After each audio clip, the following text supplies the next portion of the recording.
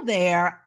My name is Gwendolyn Tucker, and I am here with a wonderful guest today.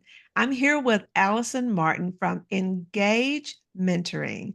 I am just so delighted that Allison, that you got a chance to join me. For those of you who are listening, I first got a chance to listen to Allison. She was being interviewed by Stacy Brookman at her summit, her Confidence and Resilience Summit. And Allison gave a wonderful explanation of what it means to be for a sponsor, mentor, and coaches.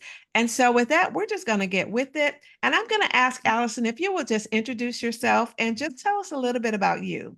Sure.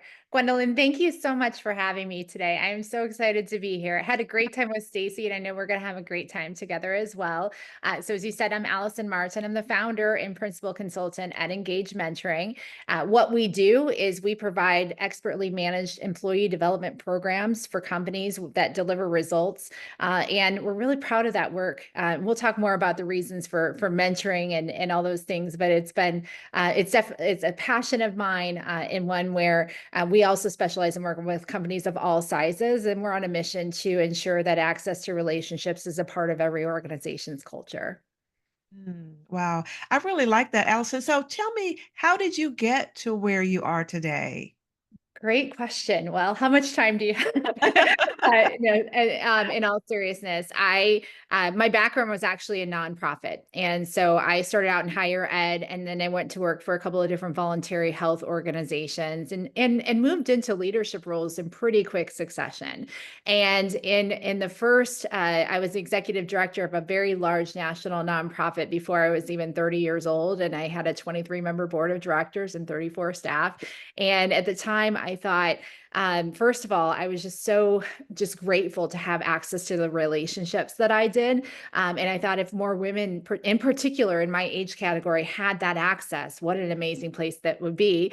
And that was the first kind of beginning of a spark of an idea that I had to create a structured mentoring initiative, if you will, for women.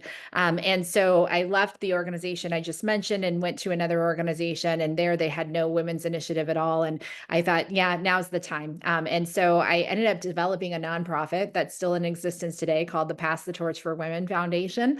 And in constructing that organization, we built a technology to support the mentoring program that we desired to construct, and then realized it had a lot of other applications. So after getting a grant and able to enable us to fund and hire the people that we needed to run the nonprofit, I stepped away officially in 2015 and have been doing company work ever since, basically combining the expertise of a consultant with our technology to produce programs that provide measurable results for companies of all sizes. And it's been a complete blast for the most part, as you can imagine.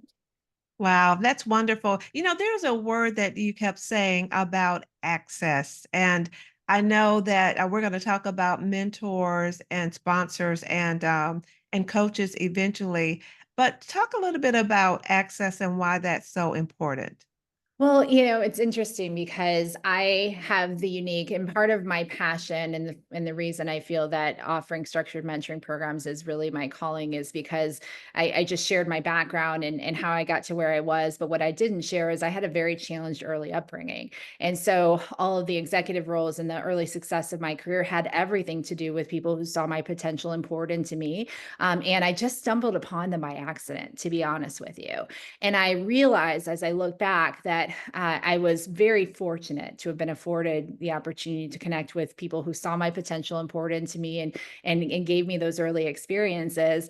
And I believe that access to relationships and mentorship is truly transformative. And it's also not what tends to happen is the most senior leaders tend to mentor and sponsor younger versions of themselves. And so that access piece, particularly when you look through the lens of diversity and equity and inclusion, as you and I were talking about earlier, when you have a workforce and you tend to operate that way and not have any sort of a formalized structure, leaders tend to look for leaders in places that they're looking for leaders, right? And so access to relationships is not just a nice to have, but a need to have when you look through that lens. And the byproduct is we're helping leaders spot talent in places they otherwise might not have looked. And the other thing I'll say is that mentoring is actually a powerfully efficient way for people to learn that's often overlooked because HR teams tend to already be overloaded, and they either invest in a technology and send it out to people and hope for the best, or they use an Excel document and match people, but they end up with a mixed bag of results and they don't really know why, and they expend a lot of time and energy and don't get the results that they're looking for. And so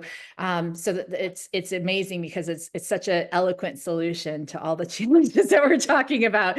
And yet, as I said, it's often overlooked, or it's only afforded to the really big companies, that have the resources to invest in a technology. So that was my long-winded response to say that access to relationships across the board is not a nice to have, but a need to have, and access is not afforded to everyone the way that we wish and hope that it would. And so we align with organizations who share the belief that every employee deserves the opportunity to reach their greatest potential, and this is the mechanism by which we ensure that the access is had.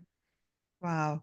Yeah, I really like that. I talk with women all the time, and I share that navigating the corporate landscape takes savvy, and it comes in three flavors or three areas. One is that interpersonal, which you spoke to the relationship piece, but it also the political piece, and then that organizational agility to be able to navigate that space. And we need a guide or a Sherpa, as I would say. And so, as I mentioned to you about and heard on will you share with us the difference between a mentor and a sponsor and how that plays out?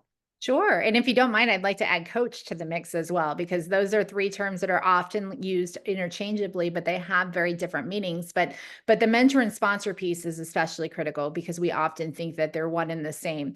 And so a mentor is our definition of engaged mentoring for a mentor is knowledge transfer. So someone who's there to share their knowledge and experience on the basis of their unique lived experiences. I'd like to expand that further and say ideally mentoring is someone who's teaching you on the basis of their successful experience. We can all learn from mentors about what not to do, but it's even better if you can learn what to do. And so that is what a mentor is. They're just sharing their perspective, sharing their opinion, helping to provide some guidance, and really sharing lived experience.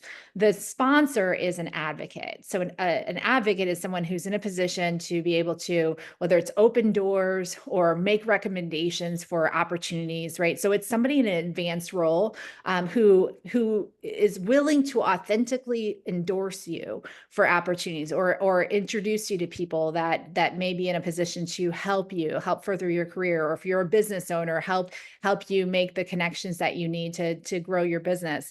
And so they're taking action on your behalf. So they're really becoming an advocate. And so those two terms are, and that's what I think a lot of times, like I said, in my career, I stumbled upon it by accident. But we're actually teaching people that relationships are really critical to help you grow your career. And so it's not that we can just sit back and work really, really hard and hope that someone's going to come along, tap us on the shoulder and say, hey, I'd like to promote you today.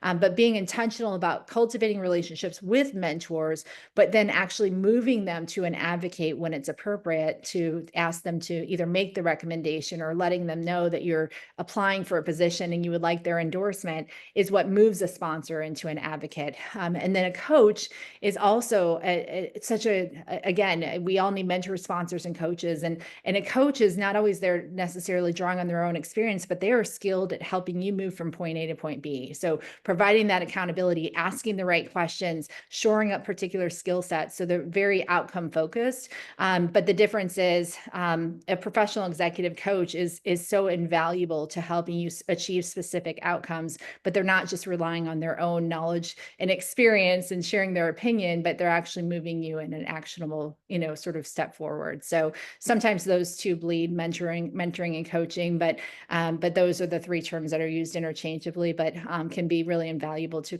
everyone's career at different stages of their life. Do you find that a coach oftentimes is an external person, or would you say, I would imagine that it could be both, but I'll speak a little bit more about the coach. And the reason I say that is, as it relates to ZAP, the gender pay gap, I shared with you earlier how I got to the space, really showing women how to advocate to close their pay gap. That really it is a jungle out here, And actually, mentors, sponsors, and coaches they all help us to navigate this space so that we don't get gobbled up, and pummeled by this elephant that might be treading around or the competition or whoever. But could you speak a little bit to the coach? What I asked about the coach? Sure. And so for my, well, so I think all leaders and managers should be effective at coaching their employees. Let's just start there. So that's one form of coaching is again, coaching is outcome oriented, right? And so if you're looking for somebody to help you negotiate salaries or for specific outcomes that you're trying to, then finding someone who's specialized in that area makes a lot of sense. Or if you are maybe you're a brand new executive and you want to sort of work on what the first 90 days is going to look like and get assimilated into your new role, that's another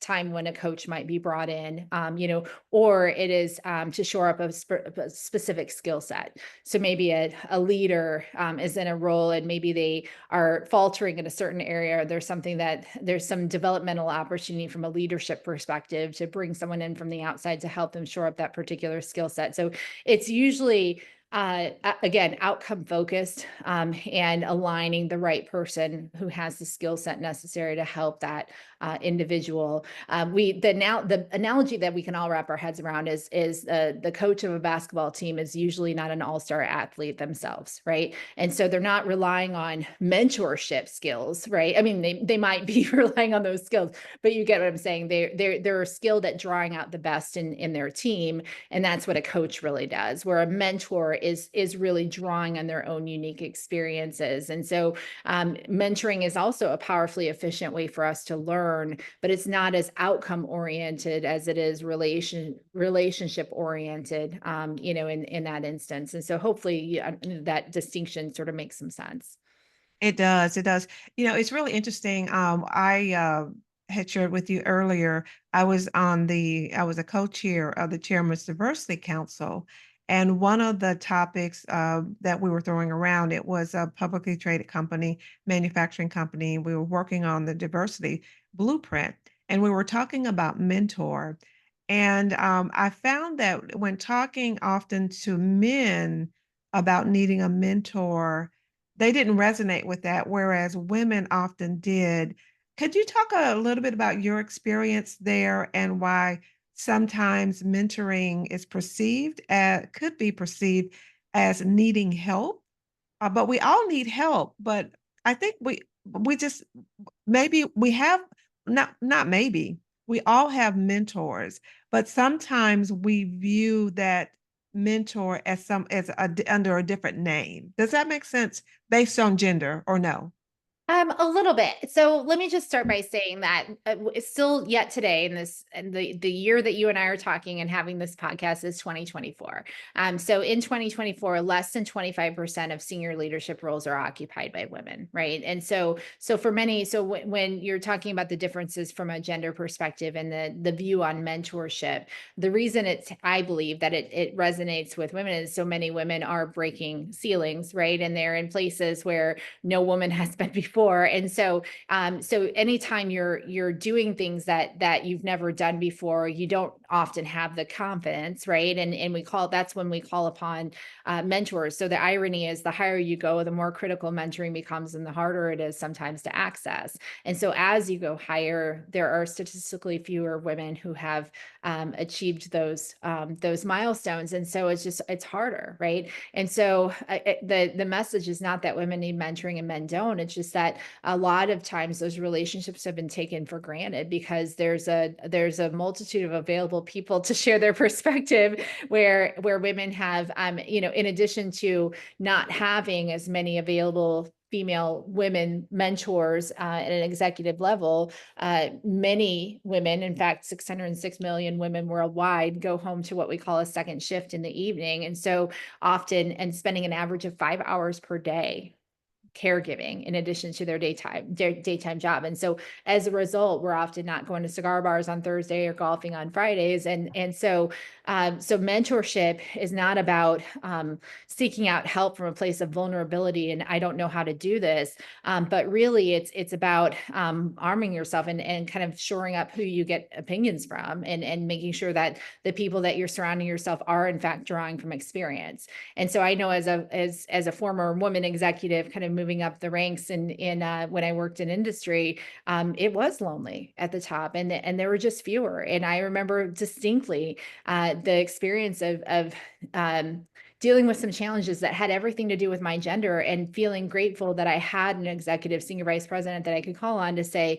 "Hey, I know this happened to you. Help me. How do I navigate this?" And getting that perspective, and that's what's critically needed, because it still is very much a patriarchal society, and I just think that men take for granted that there's a lot more available mentors than there are for women. So again, I just think it's universally important. And when you do get anybody to dig deep, you're hard pressed to find any great leader who got there without having the perspective of others. Yeah, I have first heard Zig Ziglar say that if you come upon a frog upon a fence post, somebody helped him get there, right? Oh yeah, yeah. Get there by himself. And I can recall, having some wonderful mentors and sponsors over the course of my career, and I know that I would not have progressed to the level that I had because I do know there were people who were speaking for me when I was not in the room, which is that sponsor. And so I'm very, very thankful. I know when our in our internal audit days, we had a mentorship program to where we had assigned mentors for folks who were coming in so that they could ramp up the learning curve. And it wasn't just to deal with things work related, but also to help them navigate in the city if they were new to the city and that kind of thing. Oftentimes we think of mentors and sponsors of getting one, but can you speak to how to select a mentor, but then also to begin thinking about how you can become a mentor and a sponsor? Would you speak to that, please? Sure. Well, I think so you kind of hit the nail on the head. For the most part, it's the mentee who's actively out seeking mentorship. So typically, we don't run and find someone and say, "Hi, I'd like to mentor you." Right? It's usually the other way around. It's usually a relationship, frankly, that naturally evolves without us ever labeling it either. And Mm. so, but the hallmarks of what it means to be a great mentor actually mirror what it means to be a great leader. So being empathetic, having strong communication skills, self-awareness, a commitment to the development of others, and really just an openness and a candor that make you more approachable. And so it really is about being approachable, right? And demonstrating those qualities and really caring about the development of others. So there are absolutely programs that you can volunteer for to be a mentor, but it also is about potentially even seeking out just a coffee meeting with those who are junior to you that you see potential in, that you really want to take the opportunity to get to know, and making sure that we're all intentional about spotting that talent, and pouring into them, even if you're not a part of a formal program. I remember I think it was after coming back from Smith College. It was strategic. It was on strategic thinking. It was all women, about 60 of us from five companies, and we were there for like 2 or 3 weeks at Smith College. And one of the things they talked about was securing a mentor and finding a mentor. And there was a gentleman that I highly respected in our business, and I reached out to him to ask him if he would be willing to be my mentor. And he said, "Well, let me think about it." And we talked about it and everything. And he called my boss and he said, "Gwen just called me and asked me to be her mentor." And my boss said to him, "If Gwen called you to be her mentor, that means she highly respects you." He said he would call me back in a couple days, but he actually called me back, I think the next day, and he said, "Sure." And so it's amazing. Once you find someone to ask them to be your mentor, because oftentimes we may be afraid to ask, huh? Have Mhm. you come across that? How do you advise women on asking and approaching a mentor? Well, I love your story, and that's a very great story. It's also a great example of how that ask can be not only intimidating, but also intimidating for the person who receives it, right? So he was unsure. He wanted to get some validation that he was the right fit, right? Before coming back and saying yes. And so we actually teach people that unless you're part of a formal program, sometimes it's just a matter of just starting a relationship without making that formal ask, right? So you can reach out and say, "Hey, Gwendolyn, I would love to just connect with you over coffee. I saw that you did XYZ in your career. And if you don't mind, I'd love to pick your brain on something, right?" And just to start that process. And but be very clear in what you're hoping to learn and what you're hoping to gain. And just kind of keep the relationship going by asking good questions and really kind of bringing out what it is that you're looking for. And so you can accomplish the learning in many cases without formally saying, will you be my mentor? I'm glad that it worked out for you. But I will tell you, especially if you're approaching somebody that you're less familiar with or is a stranger, if someone reached out to me on LinkedIn and said, "Hi, would you mentor me?" I would be very intimidated by that. But if they said, "Hi, I saw that you had a nonprofit fundraising background and now that you're running a startup company, I would love to connect with you," I would absolutely say yes, and be willing to share my perspective. And so that's kind of the difference between the two, and why we just recommend that you just go out and connect, ask good questions, and relationships usually develop as a result. The other thing I would add to that is when you make people feel appreciated, people really generally do want to help, and when we get great pleasure by being able to share our perspective with others. And so expressing appreciation for that is also really important. But yeah, it's figuring out, what are my career goals? What do I want to learn? What do I need to learn? Right. So whether that's skills, or what kind of relationships do I need to develop to help me get there, and going out and seeking those relationships. And usually it's just a matter of getting someone to agree to go coffee with you or even meet with you over Zoom. Wow. I love that, Allison. So, for those who are listening, how can they get in touch with you or learn more about what you're doing and what you're offering at Engage Mentoring? How would they reach out? Well, they can certainly check out our website, and we regularly run informational sessions. So if they have an interest in learning more about either of our programs, which include Mentoring Women's Network or the Engage Employee Program, they can sign up for an info session there. I'm on LinkedIn. I love to connect with people. So Allison Martin and Engage Mentoring I'm very open to connecting further. Wonderful. Well, thank you so much, Allison. I really appreciate your giving us insight on mentors, sponsors, and coaches. And it really is, y'all, it's a jungle out there, right? In that corporate world. I know I spent all of my corporate career in publicly traded companies. And without a mentor or a sponsor and coaches, I would not have been as successful as I was. There were individuals who helped me navigate the space. And so as you're out there, I would encourage you to seek out mentors and sponsors. And Allison, thank you so very much. And I wish you only the very best success. And I'm sure that the women that you mentor and coach and share with are, I wish only the best success for them as well. So Thank thank you all so very much for joining us today. Any parting words before we go, Allison? No, I would say thank you for everything that you do in this space. And I think it's up to all of us to intentionally reach out and mentor and sponsor others. So thank you very much for giving me the space to chat about this. It's my pleasure. I'll see you all next time and stay safe in that jungle out there.